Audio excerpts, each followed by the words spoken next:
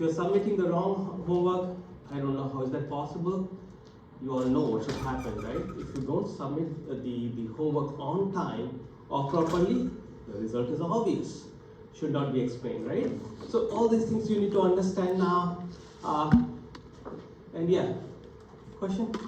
And come and talk to me in my office hours, right? When I'm saying that, guys, come and talk to me in my office hours. Do that. Okay. So what I'll do, let me quickly cover a few slides that I have. Then I do have, quick review also. We can go over that because in the next meeting, which probably is going to happen in the next week on Thursday, you'll have your midterm exam. Okay, very important statistical distribution, normal or the Gaussian distribution. The reason being, it's a lot of data that we come across follows Gaussian distribution or the normal distribution. And this formula that you have, it's not very straightforward. The one that I found really straightforward is the binomial distribution, which we discussed in the last class. Right? We have the combinatorial term, then the power of. It's simpler. We'll go over that one more time, maybe once I'm done with these distributions. Like this is normal distribution. After that, we'll have Poisson distribution, and the last one would be the power law distribution. After that, when I'll change my mode to the review mode, then we will revisit that binomial distribution one more time. Okay, so yeah, these are few things I find very, very interesting. I would encourage you guys to do that. Spend some time on this guy. Go to Wikipedia or wherever you want to go and see what this great man did, like Gaussian. So since like he has contributed a lot in different domains, but this formula that you have over here is kind of related with his PhD dissertation. Scientist did the PhD work, and his dissertation was not exactly on Gaussian distribution, but he did some research and which led to the final formulation of this, right? So the issue is, I'm not discouraging you. You should, right? If possible, if you have that much energy, see if you could derive it.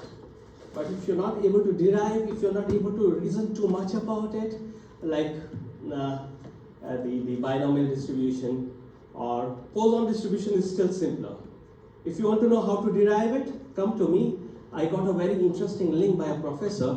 I will be happy to share that link with you people if you're interested in the derivation of Poisson. But this could be a little tricky, okay? But anyway, you should have some idea about how do these numbers work, what this formula means. Okay, so here it is parameterized. It means this closed form, a formula for Gaussian distribution, is parameterized by the mean of the distribution and standard deviation. Therefore, it is very common. You can write it like this: f, and in the parentheses, x is the random variable whose probability we are interested in finding out. That it is a function of mu and sigma, which is, and what is the formula? It is 1 divided by square root of 2 pi sigma e raised to the power, this is minus 1 here, space x minus b whole square by 2 sigma square. Probably I told you that I will be providing a reference sheet towards the end of the test, the way I did in the quiz, so you don't need to memorize. Okay, so this will be provided to you. But think about it, right? You should be able to get this idea that this is going to be symmetric. Right? Does it look like symmetric? Square term. And this is square term. Here, to me, is the reason which makes it symmetric. Anyway, so one thing we should be careful about is that if we see anything as bell-shaped, we should not conclude that it is normal distribution. Normal distribution, normal Gaussian distribution is bell-shaped, And a lot of random variables that you may come across, like the height, IQ, they follow normal distribution. Not all bell-shaped distributions are normal, but yeah, if it is bell-shaped, you can check whether it is normal or not. Now, what is the property of normal distribution? Guys, this is very, very interesting actually. And I would encourage you to explore. This is what I have been doing in the morning. So let me read these things and then I'll ask you what you can explore. First of all, normal distribution is a generalization of binomial distribution when n tends to infinity. And what will happen? Binomial distribution, right? Normal distribution is the generalization of binomial distribution when n tends to infinity. And there are a few other points also. If you are interested in taking notes, please take note of that. The p that we have should also satisfy a condition. What is it? First of all, n should be infinity, and the value of p that we have should not be very close to 0 or 1. Is that making sense? One more time. The normal distribution that we have is generalization of a binomial distribution when n tends to infinity, and the value of probability that we have should not be too close to 0 or close to 1, right? So if I am asking this question, that for the bulb example, you remember what was the probability there? The bulb burnout probability is 0.001. Okay, let's assume n is 1000. 1000 I'll treat as close to infinity, a big number. So should that generalize to the normal distribution? Answer should be, why is it taking so long? No, it's very close to 0, 0.001. Okay? Now, for the other case where it was about tossing a coin, right? A fair coin, probability is 0.5. If that is the case, then yes, it will. Because it's not close to 0, not close to 1, right? So this is something you need to remember. Now, question arises, this is what you could kind of do a research, okay? That's what I said I'll encourage you guys to do. Question arises, okay, fine. For the bulb burnout, let me write that here. For bulb burnout case that we have seen, those were the two examples of a binomial distribution. For bulb burnout, p is equal to 0.5. What am I saying? Bulb burnout 0.001, right? So here it's not going to be normal distribution, whereas for coin tossing, where p is equal to 0.5, then yes, it will generalize to normal distribution. Now question arises, what will happen to the binomial distribution case where p is very, very small, like 0.001? Anybody who knows about it? It will generalize to Poisson distribution. Okay, so that's an interesting thing that I found out.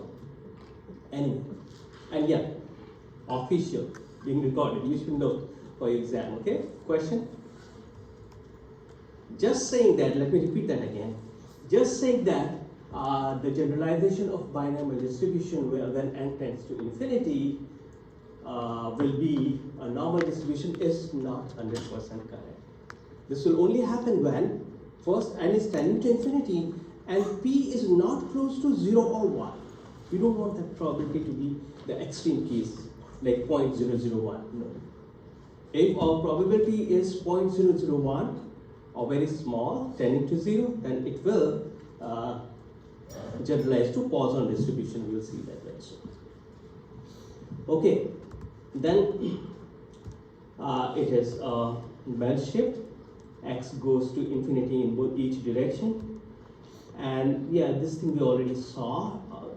discussed in the last class, which says that experimental error is generally normally distributed as Gaussian noise. It is called Gaussian noise, right? So the term is Gaussian noise for the experimental error. In research papers, they talk about Gaussian noise a lot. And yeah, I told you about this thing, right? Like the sum of normally distributed variable is normal. Okay, these are few things you should have in your notes, right? Like what is normal, what is not. So sum of normally distributed variable is normal. Okay, now let's look into this one, which is going to be very, very important, guys. That is about interpreting the normal distribution. Okay, so let me read it and then I'll do a basic calculation and I would request your attention on that. So what does it say? Beauty of normal distribution, I would say, is that it is type bound. The type bound or probability follows z-score, that's okay. Now from normally distributed random variable, wait a second, I think reading it is not going to help, let me explain. So guys, you're looking at the normal distribution, okay? And yeah, I can't avoid, I'll be switching, right, in the review mode and the lecturing mode. So in the review mode, you will be provided the formula for normal distribution, okay? But these numbers you're supposed to know. What numbers? This rule you are supposed to know, which is 68, 95 and 99.7. You will remember, okay? 68, 95, 99.7. This number you should know. It is very, very important. I'm not going to give you this picture. What I'll provide is just the formula. Okay? Now, why is this number so important? Why should we understand this number? Well, if you understand this number, then you can answer some simple questions, right? As an example, what we are doing, let me show you what is being done over here. This picture will be used, right, to find out a probability. I'll work on that very soon. Let's assume that we are given this value, which is this, we are given the data about IQ of say some students, and we are given this information that mu is 100 and standard deviation is 50. Okay, and then you might be asked a question like, what is the probability that somebody has an IQ greater than 130? So we know the answer, we will have to derive it, right? And guys, be ready, I might be asking you to do some math. Okay, calculators allowed, smartphones not allowed, and smartwatches not allowed, right? So anyway, it's not that difficult. Let's look into this problem, okay? Okay, is this thing clear? What is provided? It could be a different question, right? It could be, say, the height, the average or the mean height of a population is provided, standard deviation is provided. Now, what is the probability that somebody is that tall, right? It's the same concept.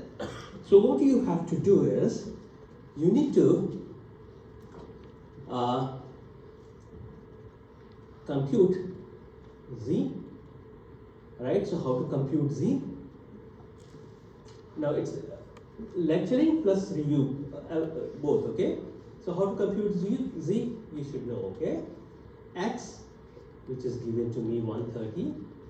So let's put that here, x minus mu 130 minus mu 100 divided by standard deviation, which is 15. So you will get that as 2, if I'm not mistaken. Alright? You're with me? Now computing z is very important for this kind of question, right? Because why is it important for us? Well, this thing that you're looking at, the normal distribution that you're looking at here, has this very interesting property that I want you to remember, which says that, you know, the probability of finding somebody with the IQ that is 100 plus 15 and 100 minus 15, right, is 68%. Is that thing okay? That's what the 68, 99, 68, 95, 99.7 means. You found out, the standard deviation is given to us, which is 15, and you should know this rule. So according to this rule, somebody having the IQ in the range from 100 plus 50, 100 minus 15, which is mu plus sigma, mu minus sigma, is 68%. We have to find out the probability that somebody has the IQ greater than 130. Greater than 130 means we want to find out the probability for somebody with the IQ 100 plus 2 times 15, which is mu plus 2 times sigma, the right hand side. Okay? Straightforward. If you know this property, then mu plus 2 sigma falls in this range, 95, right? So 95% is the probability that your IQ will be in the range of 95% is the probability for the IQ to be in the range 100 minus 2 times 15 and 100 plus 2 times 15. Got it? Basic calculation. You don't need any even calculator. For this data, you don't need any calculator, I assume. Right? So 5% is the probability that,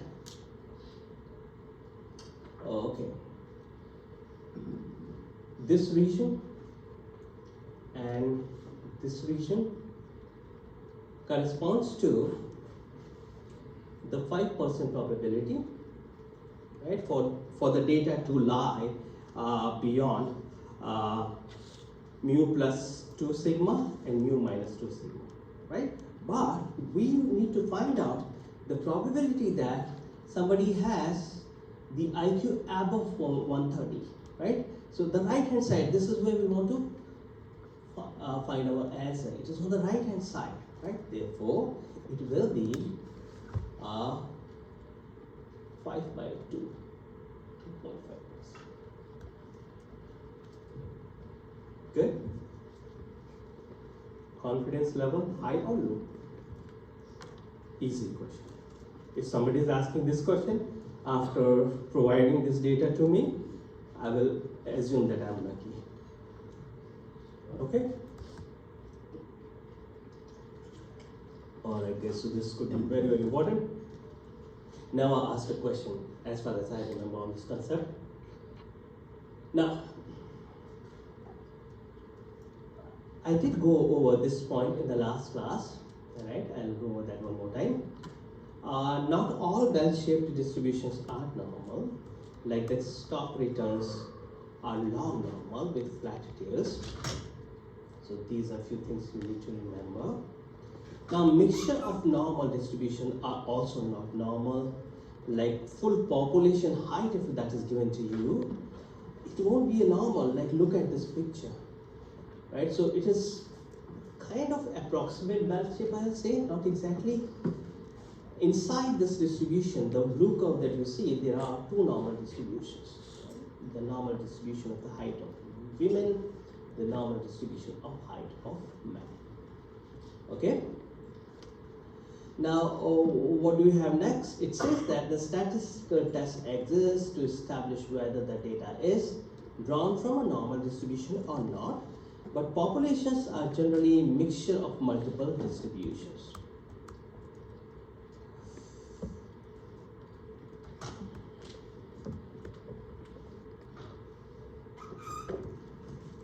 Questions, guys?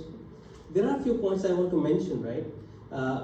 We need to stick to some text, okay? Wherever I believe I add more information, like here, I thought I should share this thing, like, yeah, it is dependent on P as well, right? If P is very, very small, very close to 0, or is very close to 1, then it's not going to be a normal distribution for the binomial distribution. It's not generalizing. In other cases, if you look at multiple resources, you may find some conflicting information, right? But we will stick to our textbook, we'll stick to our notes, right? As an example, let me ask you this question again. What distribution does the wealth follow? The wealth, right? Wealth follows what distribution?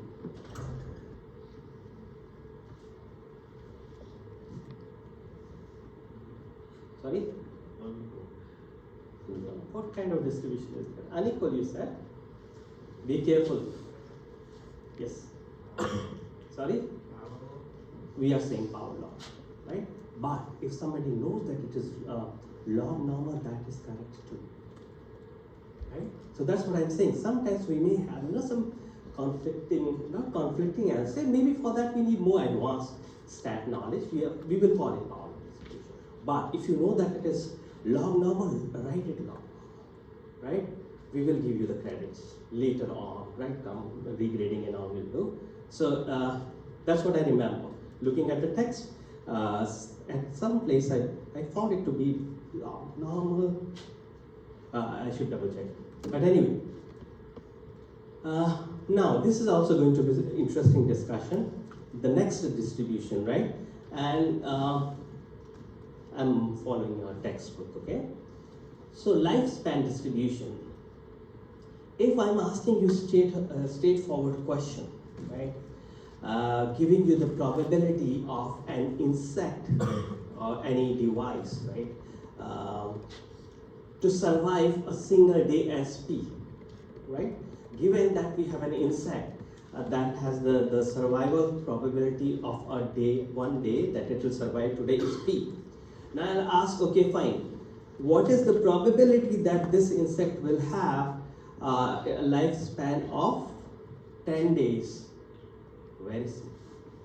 Right? You don't need to think about expression, distribution and all. What you will do, and I'll provide you those background information that every day whether the insect is surviving or not is an independent event, right? Then only you could simplify it, right? So what will happen in this case? The lifespan of that insect for n days, or its probability of n days, you can easily compute by. You know that the probability of survival in a single day is P, and we are saying that this is independent. If I'm surviving today, let's make it simple, right? Let's make it simple. We are thinking like a theoretical mathematician, right? Not like statistician, not like data scientist. We want it to be independent so that we could compute the probability. Let's not reason about it like if you're already 89 years old, 95 years old, now the chances are pretty high that you will die the next day. We are not doing that. Simple, very simple. So, what will happen in this kind of approach? If this insect that I have has the lifespan of n days, that means insect is going to survive for first n minus 1 days.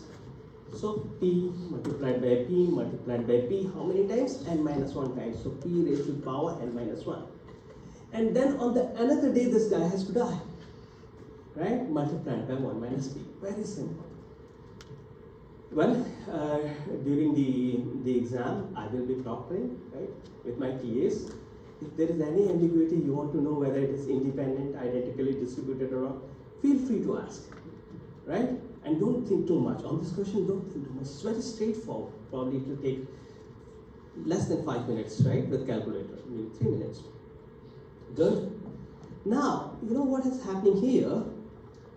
Although it is simple, but we want a much better solution to the lifespan thing, right? Discussing according to our textbook. So what is done in these kind of cases, rather than using this very simple P-based formulation, what is done, the lifespan is derived based on mu. Mu means the average or the mean, mu, right? Now question arises, how to compute mu? A given n, given p, multiply it, right? And there are a few things that I'm skipping right now. I still, it's there, like probably I could put that as a homework question for you people to figure out. Expectation of a variable versus the average true, right? So there are a few technical details, mathematical details that I'm skipping. It could be called as the expectation, but we are calling it the mean. So what we can do? We are given n, we are given p. We can compute mu. Now, it is appearing again, the light bulb lifespan. We did look at the case of light bulb. Now, a very interesting question was asked to me in the last class. I will go over that today, right? But before I finish the other distributions, in that question that was asked, we had something like this, right? Here on that x-axis that we have, it is the random variable which determines how many bulbs died, right, in 1,000 hours. How many bulbs died in 1,000 hours? That's what we have on the x-axis, right? And on the y-axis we have probability. That is binomial distribution. But now, what we want to find out what is the lifespan of a bulb. Slightly different. You follow that? What we have seen in 1,000 hours, how many bulbs died? We found the probability that 0 bulb dying very high, 0.36, right? And then 5 bulbs dying very close to 0, right? Where we were kind of lost in the last class. Right now what we have to do, or what we can do, using Poisson distribution, that's where we are going. Using Poisson distribution, we can find out the lifespan of a bulb. Slightly different. Lifespan, like how long will a bulb last? Okay, so here's the interesting expression. Mu you know how to find out, right? Mu is n multiplied by p. Or we can also compute mu like this. Here is this expectation kind of thing. So instead of using the event probability, which means instead of doing this computation, let me mark this as equation number 1, equation number 2, equation number 3, and equation number 4. So what do we have here? We are saying that we will use Poisson distribution. And in Poisson distribution, this is a nice distribution, right? Much simpler than the normal distribution. And guys, its derivation is much simpler. If you have patience, probably in 10-15 minutes you would understand. I won't be asking you to derive, right? In the exam, you're not deriving it. But if you have that, like curiosity to see, like, is it difficult derivation? It is very simple. I should not say very simple again, but yeah, interesting. It is interesting. You will be able to understand what's going on in the derivations probably 15-20 minutes. Okay, and again, this is because of another genius, Poisson. In 1800s, he gave this formula or this distribution. What you need to remember is how to apply it, right? So I might be asking you what is the probability of X happening, right? What is, okay, let me put this in the context. What is the probability of this bulb having the lifespan of 200 hours? X is 200 there. Okay, X is 200 there. So that is what we have to find out. And what will happen, I should provide you the value of mu. Right? If it is not given, I am giving you n and p, multiply n and p, that is mu. Okay? But I will give you mu. And one thing that you need to keep in mind is that in our textbook we are using it mu, but in other references I found this to be lambda. I'll be consistent, I'll use mu. Or else, if I'm saying it lambda. If I'm saying lambda, then I'll also say it's mu. This is the constant, right? The mean, or just look at this thing, like what this symbol stands for. It stands for expected lifespan. So I should tell you what is this value, right? When I'm asking you what is the probability of this light bulb to have the life expectancy of these many hours. I should provide you the constant value lambda. Okay? And you can simply feed that in. Simple expression.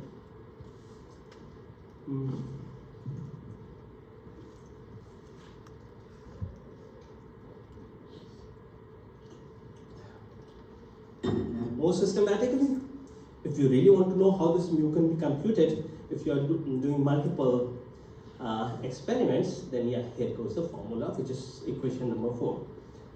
Now, for what I will do, what I must do, is that I should provide you all these formulas. Okay, so that you don't have to memorize these things. Sounds good?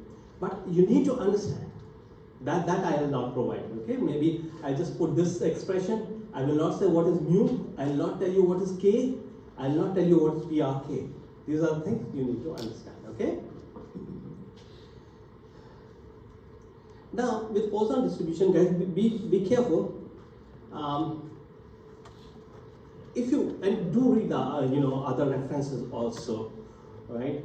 A Poisson distribution is also useful in measuring the number of rare events within a fixed interval of time or space, right? Like number of light bulbs burn out per day that you can find out. Okay. Another interesting example is, this I found interesting. Now, this thing that I have is not from our textbook, and you should know about this also because you might, right? I have asked this question in the past, chances are pretty high that I'll give you some scenarios, right? And I'll say, okay guys, this is the data that we are getting, or this is the random variable. What do you think is the possible probability density, statistical distribution? Sounds good? Right? Like IQ. I will not ask because we have discussed IQ. IQ follows what distribution? Normal, right? Normal. And how about bulb burnouts? Number of bulbs burn out in 1000 hours. P being given as 0.001. Binomial, right? So I'm just giving you the example. The questions could be like that.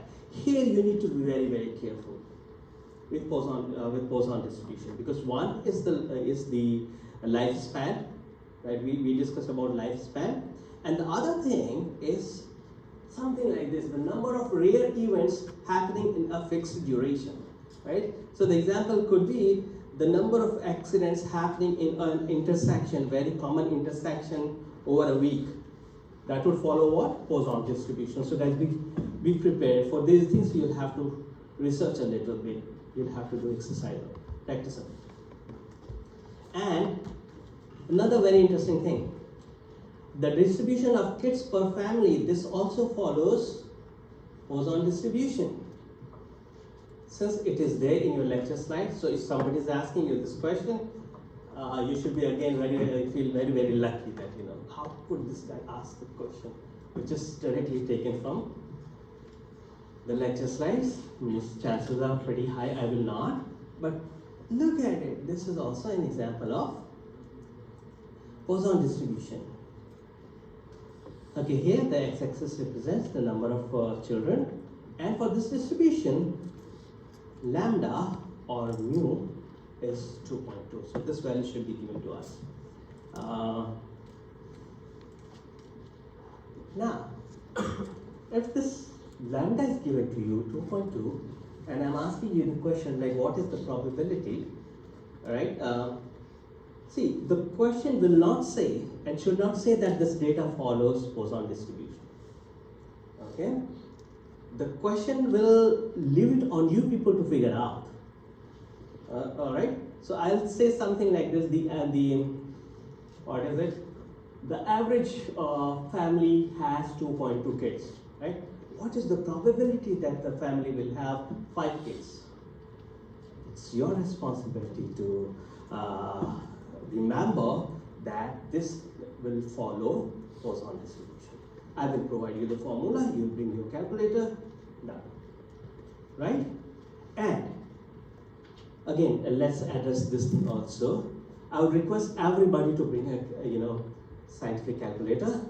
If for some reason you could not, you could use this whole formula, and if you don't have calculator, then you can say e raised to the power minus 2.2 because lambda is 2. Then it is 2.2 raised to the power 5 by 5 factorial. Leave it there, and a comment note to the TA or the grader that you did not have calculator, right? So that don't leave it blank. That's what I'm saying. Chances are pretty high that we might give you 90% on that, or maybe higher. Now the last distribution, right? Again, very, very interesting. It's power law distribution. So power laws are defined by this expression, which is C, sorry about that, P of x is equal to C times x raised to the power minus A, where A is a constant and C is there for normalization so that we could sum it up to 1. Now, the power law distribution does not cluster around the mean like normal distribution, and it has a very large, it has heavy tail actually, that's what we technically call, but let's look at it. They do not, the data that follows in the power law distribution data doesn't cluster around a mean like the way we have it in normal distribution. Instead, having a very large value, we do have very large value, but that happens rarely, but consistently. Okay? I hope this is making sense. If not, then let me know. We did not have any interaction today. That's okay, we'll have very soon. Now, guys, this is very interesting. Okay? The power law distribution corresponds to these kind of scenarios, right? Like 80%, 20% rule, right? So, for some reason, in whatever text I looked at, whatever reference I looked at, they use this number 80%, 20%. I got little, curious, like, should it be always 80%, 20%?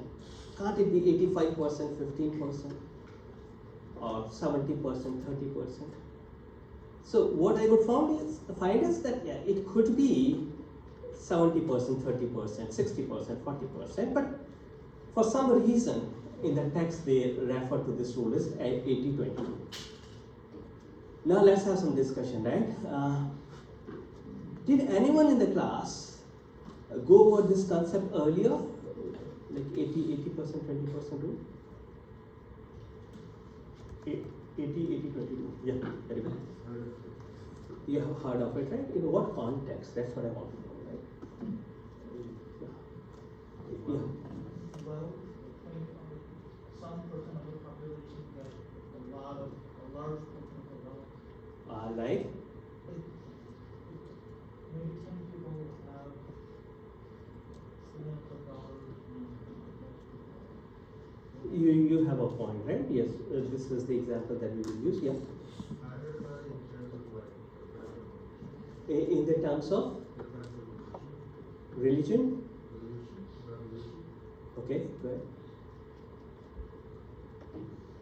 Oh, the French Revolution? Oh, revolution. Okay, sorry. Yeah, I thought that's what you were saying. Some of the 80-20. Let me give you one example, right? As he told, right? This is what we'll be using. It says that 20%, if we apply it to the wealth, right? If we apply it to the wealth, then this rule would say that 20% of people are holding 80% of the wealth, right? This is an example of 80-20, right? Similarly, again, a very common example given is like, they use this example in the context of Windows operating system. Nothing against Windows operating system, I'm using it. It says that 80% of the crashes happen because of 20% of bugs. 20% of bug, right? So it can be applied to a lot of different cases, and wherever we are applying it, the chances are pretty high that the data underlying that scenario will follow power law distribution. 80%, 20%. Okay, so we can read it as 20% gets 80% of Y. Alright? Can we think of a similar example? 80%, 20%. Yeah, good. I don't know that exactly, but it still fits like the majority of whatever, like I think around 70 or 80% of sea life is found like near the surface of the ocean. You know, like, In 20% of maybe you can put that, right? Yeah, interesting. You can think this way also. There was another example that I had in mind. The example sheets I can get, the French Revolution one, it makes sense because. French Revolution thing, right? Yeah, very good. Like so the votes, like all the common people would get one vote, and all the like elite people would get one vote, but the portion of common people was much bigger than elite Okay. people, or those like clergy. Feel free, right? Maybe you'll have to explain a little more. That is again the beauty of data science. I'll say, see, don't mess it up. Data science is still easy. Don't mess it up means don't miss the exam, don't miss your homeworks, and in the exam do write something. If you're leaving it blank, that means you want a 0, right? We can't give you more than a 0 if you leave the test blank, if you don't show up to the exam, if you're skipping the classes. Extra credit 2%, right? That's a big deal. And not submitting homework on time, not submitting the homework the way we are asking when the deadline was extended, right? There's another thing. Anyway, yeah, so explain. You'll get 1 hour, 20 minutes, don't leave in 40 minutes. Unless you finish, if you finish, you can leave. Alright, yeah, there's one more example that I read, which was about, say, it could be about any, maybe e-commerce portal you can think of, or any store you can think of, where 80% of the sales have 20% of item. Possible, right? Okay, so, interestingly, the population, city population also follows the power law distribution. So here the data is from 2000 census. So let's look at it and let's try to understand this power law distribution. Okay, so the average US city population was 165K and the standard deviation was 410K.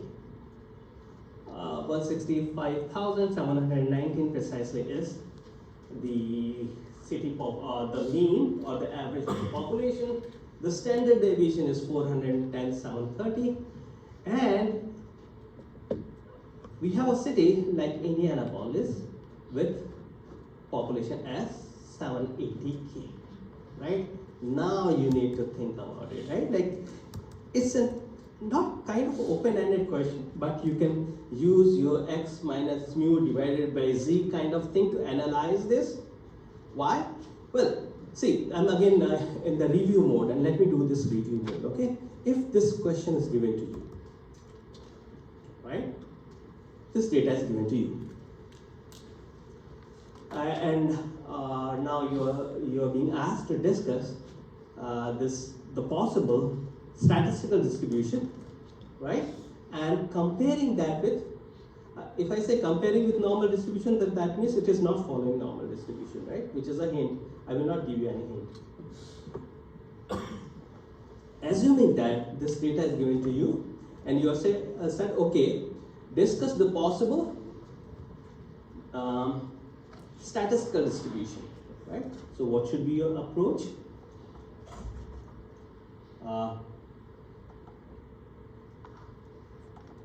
X is given to us, which we can use as the population of Indianapolis, right?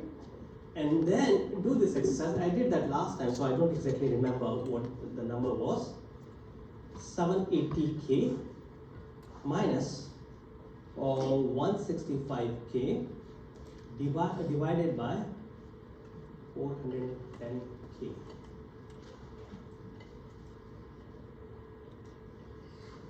Do that calculation. maybe it's alright, would not look that scary. But if you do the same thing for New York City, right, then yeah, you'll get this as probably 13 or 14 standard deviation away from the mean.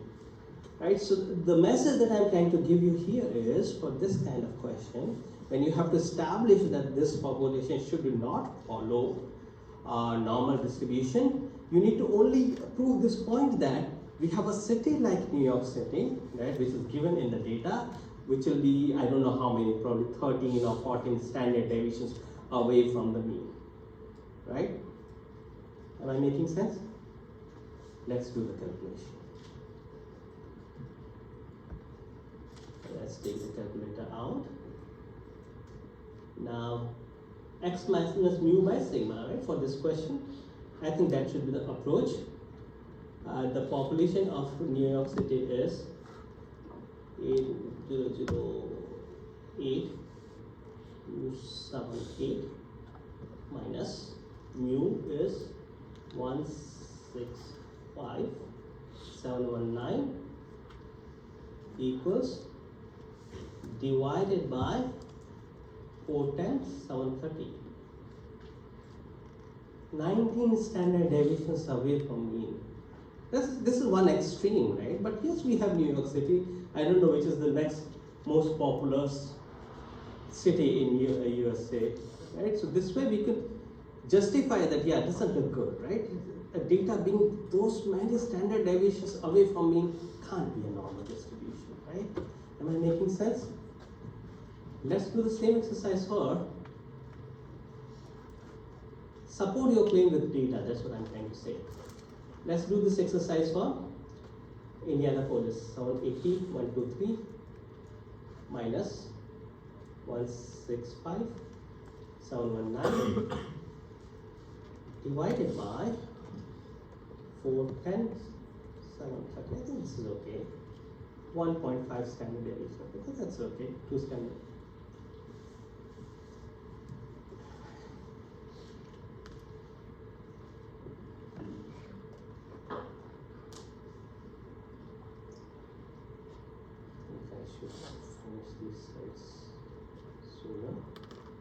Now, this is an interesting plot where the population has been plotted. I know the resolution is not good. Refer to the textbook, but I copied it from the textbook. Now, what has happened here? On the x-axis, you have the rank of the cities, and on the y-axis, you have the population. Okay, on x-axis, you have the rank of the cities, and on the y-axis, you have the population. So as it is saying that 16 largest cities population was not included, because if you include that data, then you will lose the other data. Okay, it happens, right? The population is so big that they won't count in your plot. Okay, so here, this picture that you're looking at here, it's from 18th, 18, 19, 20, so on and so forth. So this is the rank. Okay, and here, this is 17 somewhere, or 18. So when you are using the original data, you could not include the largest 7 cities. So this was a problem. But what was done later on, and it is recommended, what was done later on, and it is recommended that we should transform the power law using log. So when log transformation was done, this is what was obtained. On the log scale, whole of the data was, they were able to plot the whole data on log. Okay? And yeah, one interesting thing with the power law distribution is, if you take its log, you should do that, right? It's very simple exercise. Take log on the left hand side, log on the right hand side, it becomes a linear equation. Very simple linear equation, right? I do that as an exercise. Homework or practice. Log transform on both the sides. It will become linear. And that is what is evident in this plot also. Okay, now next few minutes I'll be using on this interesting property of power law distribution.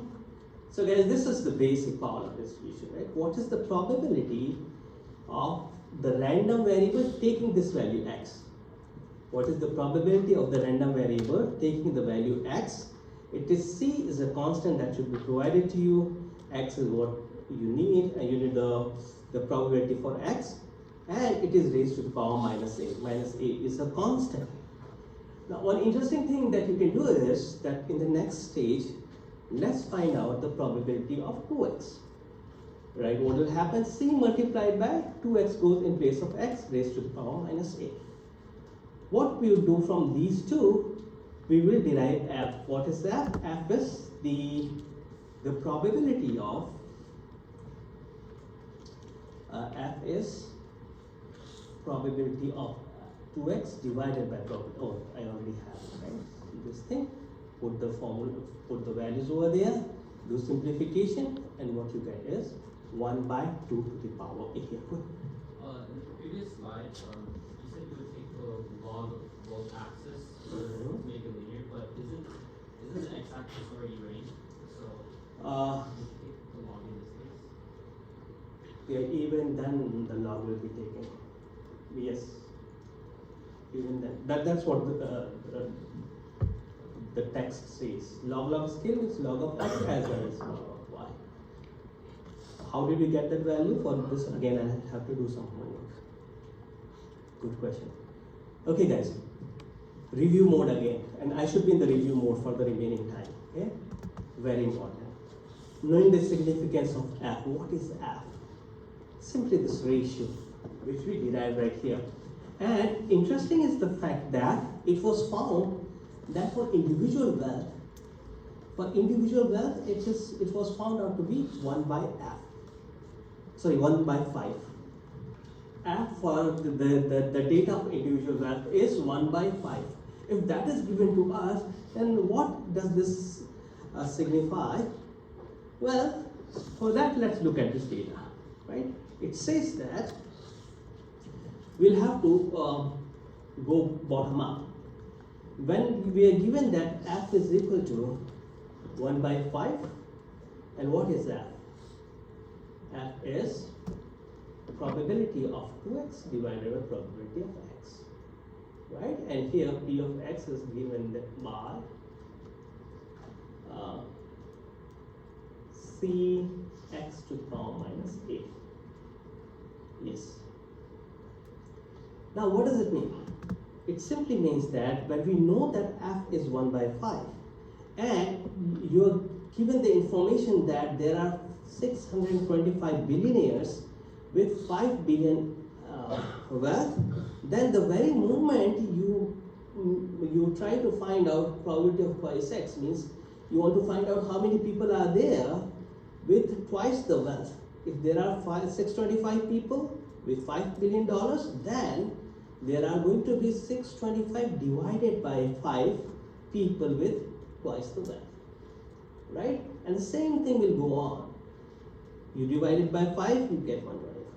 Then from this point, if you are saying, okay, fine, let's find out how many people are there with 20 billion each. For that, again, you'll have to divide 125 by 5, right? So this is an interesting thing that you can do based on the properties of power law distribution and f. Now, what is f? You should know. How to apply it? You should know. What I'll do, I can provide you the formula for power law distribution.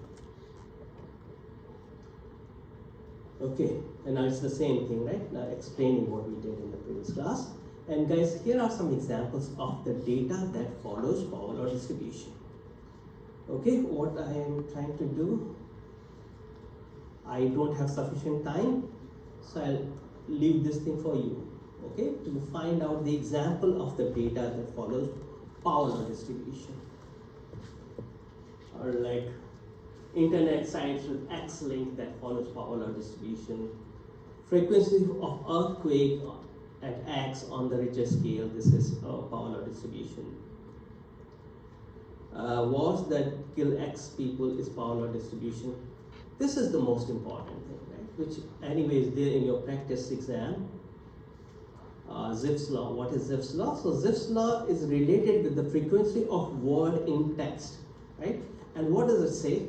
Zipf's law says that the kth most popular word is used one kth as often as the most popular one, right? So in this picture, which is again not very good, not in very good resolution, the word which is most frequent is the,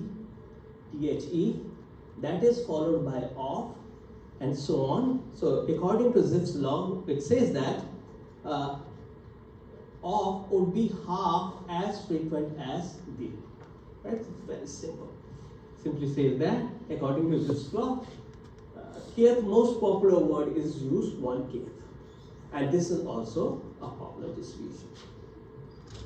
It's a better picture. Now the last slide is about the properties of power distribution. Let's look at this. The mean does not make sense in the power law distribution. Like, you know, the Bill Gates, if you consider him as an outlier, his wealth is adding $250 to the US mean wealth, which is a lot. The standard deviation also doesn't make much sense, which is typically larger than the mean. We saw that in our example, 400 something K. Let's look at this data. Our standard deviation is 410K, mean is 165K, which is of no use, I would say, kind of. And for the power law, median is better because, you know, it catches better distribution, I'll say. Now the distribution is scale invariant. What does it mean? For that, let me take you back to this example. Scale invariant means that, fine, this is a power law. Even if you take a segment of this plot, if you even take this segment of the plot, right, that will also be a power law distribution. That's what it means, scale invariant. Even if you take a chunk of that distribution, even this example that you are looking at is not the actual data, because we removed 17 largest city, right? If you say, okay, let's consider 150 onwards, that will again be a polar distribution. Why did That's what he asked. It's a log scale, that's the reason. Same thing he asked. And yeah, I'll have to research it and I'll get back to you, right? And yeah, so before I do the review, let me thank you for asking this beautiful question in the last class. Sometimes, you know, the questions, I knew what it was, but I looked at the low confidence in you and even I lost the confidence. You need to simply compute the probability. Okay? And how will you compute the probability?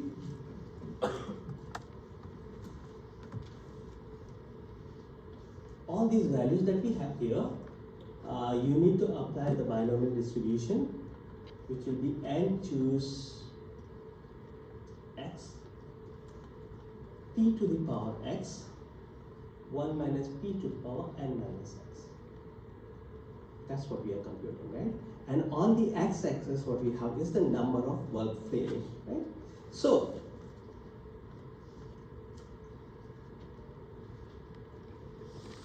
here are the values. Better plot, the same thing but a better plot for and the same, you know, what we are doing here, we are applying the closed form formula that we have for binomial distribution, right? The probability that 0 burns out for 1000, n is 1000, p is this one, okay? So if you put all these values and you should do, right? I was thinking if I should give this as a homework for you people so that you could convince yourself. That was the problem. I lost my confidence. I believed that I'll get these values, but I know that we'll get the value. Believing and knowing. Just put the values and you'll get it. Okay? And if you are not, okay, wait a second. Let's do first calculation. 1000 choose 0, p to the power 0, 1 minus p to the power, how much? Okay, now this 1000 choose 1 is 1, this is 1, p to the power is 1, p to the power 0 is 1, and then here we have to do 0.99, right? 1 minus this is p raised to the power 1000. Oh, I don't have, well, I'll have to open that. Losing some time, that's alright.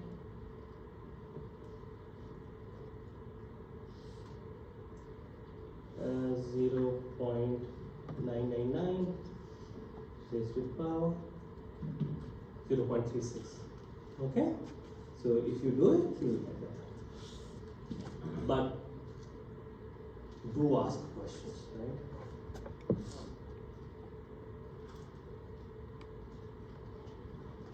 And yeah, the updated slides. I posted the updated slides, right? If anyone is accessing, so this is there, right? You can refer to it. What next? Let me quickly do the review. Any questions if you have for me? It's better that you ask me questions, right? Whatever I have anyway, I'll share with you. Question related with reviews? If not, then that is the, oh guys.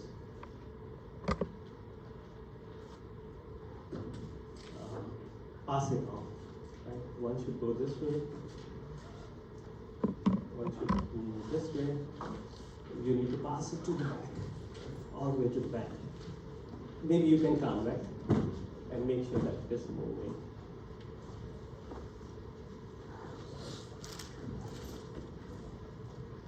So,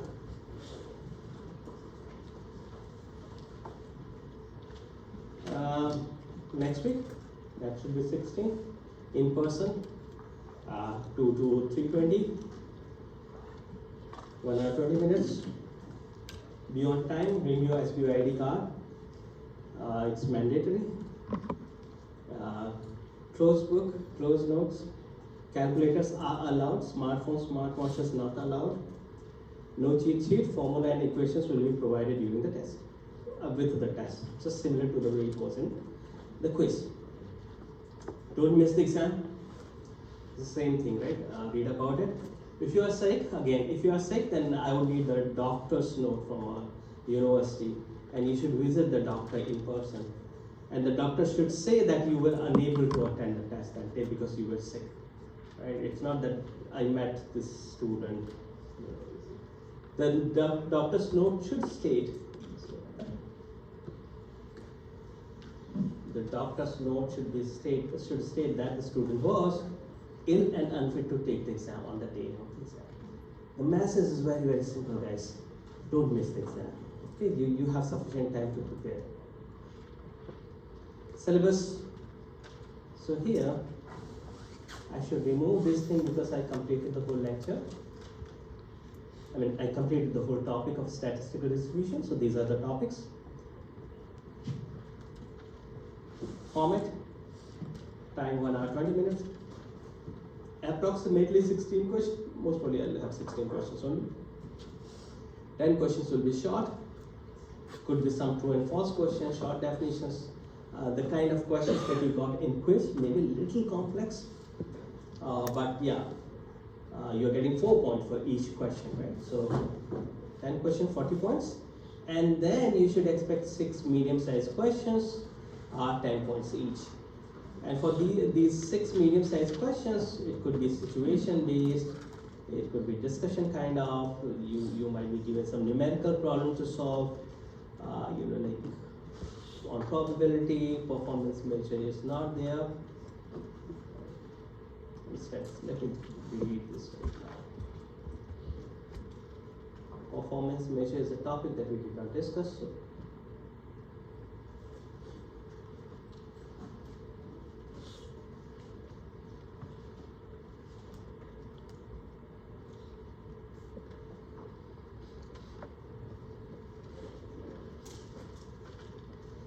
okay, and it's not available right now. I will be sharing it with you guys. in the evening. I'll post that tonight. Now this is a sample that I'll be sharing with you. Now I did delete some questions because those topics were not covered yet, right? So like modeling and all, it's not there. But anyway, let's look at this question, and it is a real question that was asked earlier, right? The normal distributions are, okay, the mixture of normal distributions are normal, is it true or false?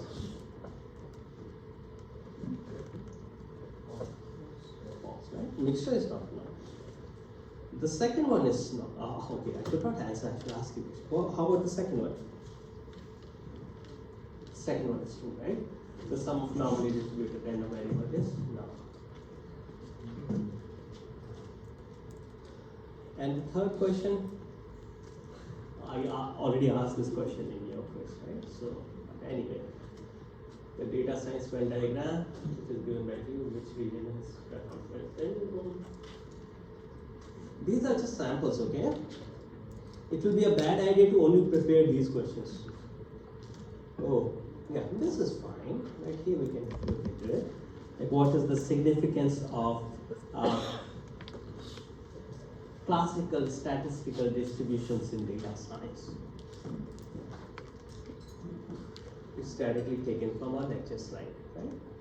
Maybe we did not discuss it like that. The topic was probably not like what is the significance, but we did discuss about it. Like, why should data scientists know about statistical distributions? Yeah, go ahead. Because most models that we try to use data on will fit the generic models. Very good. Yeah, that's one approach. Yeah, we discussed these things, right? And that is one point. What else? Then I could think of two more points, right? which we discussed. So if you know something beyond what I thought, please do feel to write. If this is 4 points, I'll write 4 points. I mean, it's not always like that, but if you know 4 points, write 4 points. I can think of 3 points, right? One that you said, a lot of data that we come across follows some of the standard, some standard statistical distributions. That's one. Then the second point was that they have the closed form formula, right? In all the statistical distribution that we discussed, binomial, then normal, Poisson, Polar distribution, they all have closed form formula. Even the other ones that we did not discuss, like exponential and all, they also have closed form formula. And the third point is that these standard statistical distribution, they have statistical tests. This is also included in our lecture, which we can use to check whether data is coming from that specific distribution or not. There are significance tests also. So these things we can use if you know about those, okay? Zipf's law, just discuss what is Zipf's law, right? It is about the frequency of the word in the text. It follows Zipf's law, which is a polar distribution that says that kth most frequent item happens 1 by kth time the first or the highest frequent item. Okay? Zipf's law. These are 4-point questions. Then this is again a straightforward question. Like, what do you mean by Poisson distribution? Use this formula. Give an example of the data that follows Poisson distribution. Okay? Again, directly based on the lecture contents. The chances are rare that I'll be asking direct questions. So that's the reason I'm saying just for the sample, right? Like nature of questions. Could be some problem, I don't know. I haven't decided yet. Again, list any two advantages of notebook environment.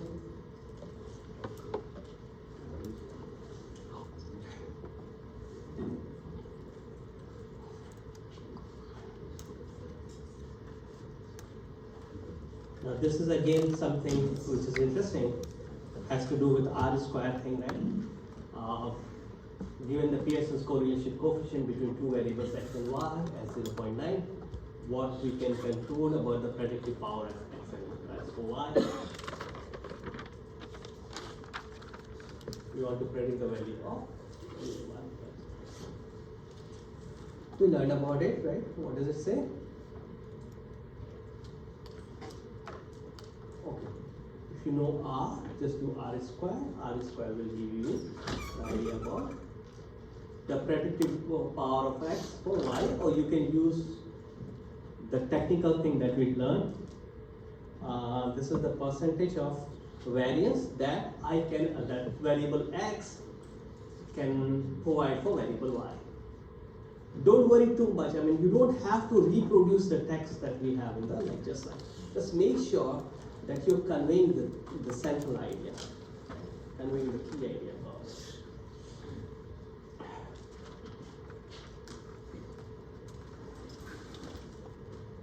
Then, yeah, that's it.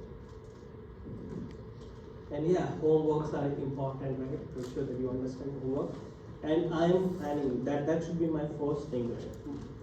I will be posting a homework, and the intention of the homework would be to give you people some practice also for the midterm exam. Like I mentioned, I still remember that I would let you people work on some format of the data, XML, and those things that we discussed, JSON and all. Few more things I have in mind, like Bernoulli trials, very simple Bernoulli trial. We don't have in the lecture slide, but we should explore what Bernoulli trial, very simple. And maybe few other terms also, and could be some problems on data merging. Is very important topic. Okay, there are a lot of things that we discuss in data merging. We did discuss a little bit about supervised, unsupervised. That thing also you should know. Question? We still have some time.